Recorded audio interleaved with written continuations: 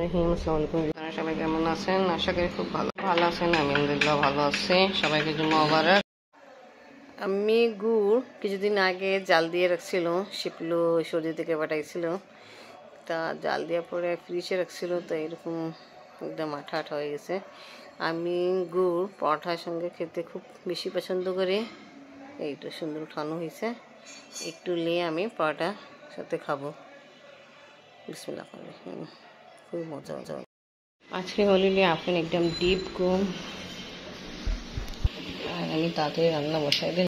রান্না স্টার্ট করে ফেলছি। পেঁয়াজ লাইট বন্ধ করে মাছ দিয়ে দিলাম, সাথে লবণ জিরা গুঁড়ো দিলাম, আগে দিয়েছিলাম লবণ, লাল মরিচ গুঁড়ো।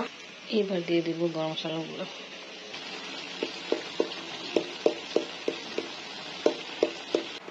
সবগুলো মশলা অ্যাড করে ফেলছি। এখন ভালো করে মিক্স করে আর কিছুক্ষণ কষাবো। টমেটো দিয়ে দিলাম,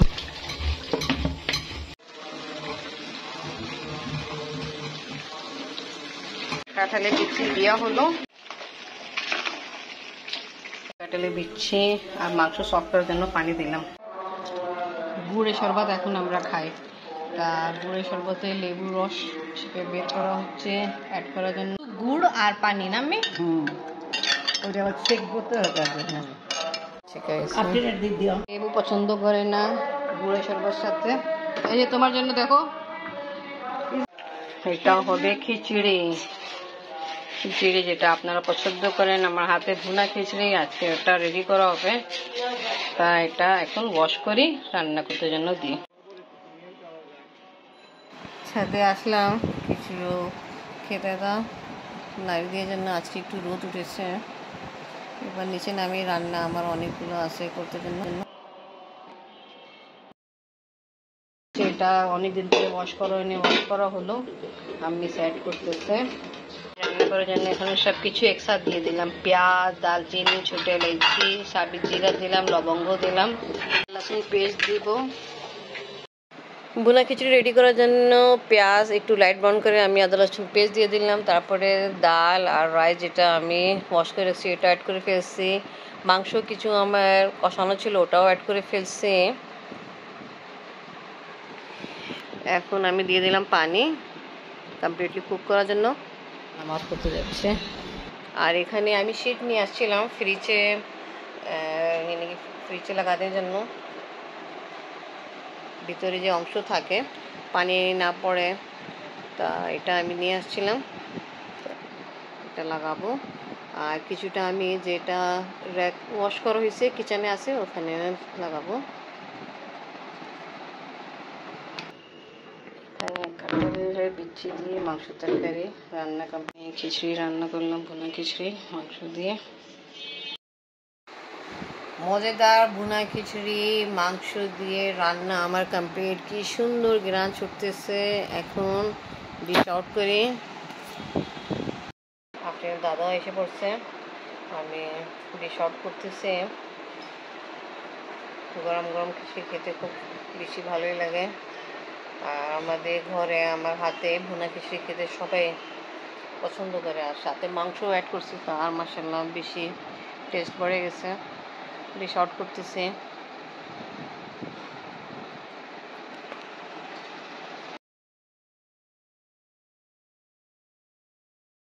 আপনি একটু দেরি করে আসছেন, ফ্রেন্ড দাদার সাথে খেয়ে ফেলছে। আম্মু কেমন হয়েছিল খিচুড়ি? ভালো হয়েছে। আমি গোসল করতেছে জন্য আমি খেতে পারতেছি না। ঘি দিয়ে, এই যে ঘি আছে, আপনি আমার ঘি নিবেন। এটা কিন্তু ঈশ্বরদী ঘি। ঈশ্বরদী ঘি আমার ভুনা খিচুড়িতে সাথে খায় আর বেশি মজা। খান যখন আপনি 1500 লিটার পানি খাননি, হ্যাঁ, বাট ব্লু সিগন্যাল ওই টাইমে হয়তো দেয়নি, বা আপনার চোখের ভুল এমন কিছু একটা হয়েছে। সবাই দেখছে, আমরা সবাই দেখছি। আমি বললাম, একটা উদাহরণ দিলাম। তো ইন কেস যদি আপনার ওই ব্লু সিগন্যাল 1500 লিটার না হয়, ধরেন যে আমি যাওয়ার পর আবার ব্লু সিগন্যাল দিচ্ছে, এমন যদি হয় না, এমন অনেক বাসাতেই হয়। আপনার তো একটা নিছেন, আমরা হাজার হাজার সার্ভিস করি, তাহলে এইটা 15 দিন পর্যন্ত ওই ব্লু সিগন্যালটা থাকবে। 15 দিন পর অটো রিসেট হয়ে যাবে। ক্লিয়ার? মানে 15 দিন পর্যন্ত এটা টাইমার দেওয়া আছে, টাইম দেওয়া আছে। 15 দিন পর অটো রিসেট হয়ে যাবে, পানির প্রভাব পড়বে না, কারণ এসএফ তো আপনি চেঞ্জই করলেন। ক্লিয়ার? বুঝতে পারছেন আপনি? যেটা জিনিস যেটার সাথে সম্পর্কিত এটা তো আপনি চেঞ্জই করে ফেলাইছেন। ইন কেস যদি এখানে ব্লু সিগন্যাল আসে তাহলে ভয় পাওয়ারও কোনো কারণ নাই, ব্যস্ত হওয়ারও কোনো কারণ নাই, কোনো কিছুরই কোনো কারণ নাই। পানি খাইতেই থাকবেন আপনি। এর ভিতর থেকে যতক্ষণ পানি বাড়াবে সব ভালো পানি, সব ভালো পানি। যখন সমস্যা হবে তখন ডিভাইসই আপনার চলবে চলবে না। পানি জিকেকে আসলে বলা আপনি হাজার চেষ্টা করেন, পানি আসবে না। জিকেকে শেষ হবে, পানি আসবে না। প্রবলেম বেশি বড় হয়ে গেলে তারপর না, বড় না, জিকেকে শেষ হলে বলা পানি আসবে না, মন অটো শাটডাউন হয়ে যাবে। বুঝতে আচ্ছা, পারছেন আমাদের কি ব্যাপার? ব্লু আমি সিগন্যাল এটা একটু বলতেছি। দেখেন, এই যে যখন আমরা স্টার্ট করি তখন তো ব্লু সিগন্যাল, আমি আপনার এই কথাই বলতেছি, তখন ধরে এটাই বলতেছি। বাট উনি বলছে কি যখন আমাদের উনাকে ডাকা হয়েছে তা এটা চার্জেসও দিতে হবে। চার্জও দিতে হবে আপনি। আপনি চেঞ্জ করে নিলেন, ধরেন যে 1 মাস পরে এসএফ এর সিগন্যাল আসছে, আবার ব্লু সিগন্যাল আসছে এসএফ এর, এটা ইনকেস কোনো ইস্যুই না। আপনি পানি ওইভাবে খাইতেই থাকবেন। এসএফ তো আপনি চেঞ্জ করছেন, বুঝতে পারছেন আমার কথাটা? এসএফ তো চেঞ্জ করছেন, এর ইস্যু তো আর হবে না ইনশাআল্লাহ, হবে না, কারণ আমরা হাজার হাজার সার্ভিস করতেছি। হবে না 100%, এই পর্যন্ত শিওর থাকেন হবে না। ওটা অন্য জায়গায় এই ময়লা হয়ে যায়। হ্যাঁ, ওই দেখো এটা দেখছো ভিতরে এখানে দেখান তো ভিতরে একটু, এই যে আমাদের এটা কি পানি নাই নাকি? পানি নাই নাকি আপনাদের? এটা কি করবেন ভাইয়া? এটা কি করবেন ভাইয়া? কোনটা? এটা দেখেন এটা ভিডিও এটা ভিতরে দিব। এই আচ্ছা ভাইয়া দেখেন, এটা তো এরকমই কিছু নোংরাও হয় নাই এত কিছু ব্যবহার করতে। এটাই বললাম আমাদের এই এটাই আমি বলতেছি, আমি এতক্ষণ বলতেছি অটো রিসেট হয়ে যাবে। আপনার এত প্যারেশানি হওয়ার দরকার নাই তো এখানে।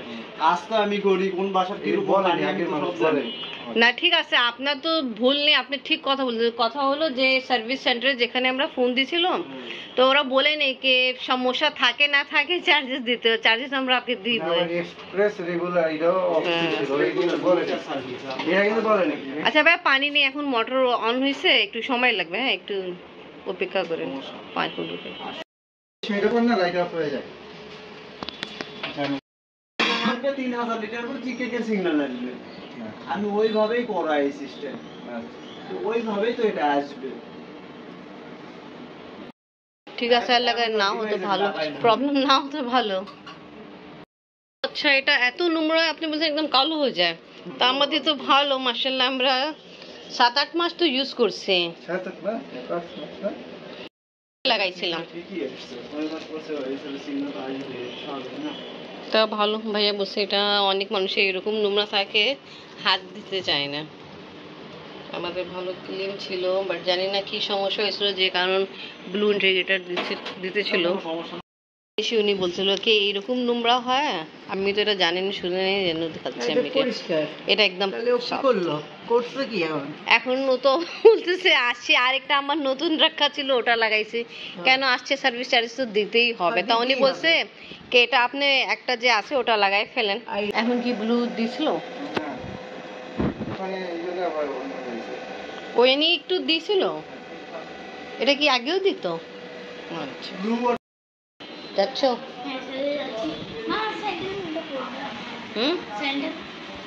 স্যান্ডেল কেন? ওই যে সবুজটা আছে, ধুই ফেলছিলাম তো আমি।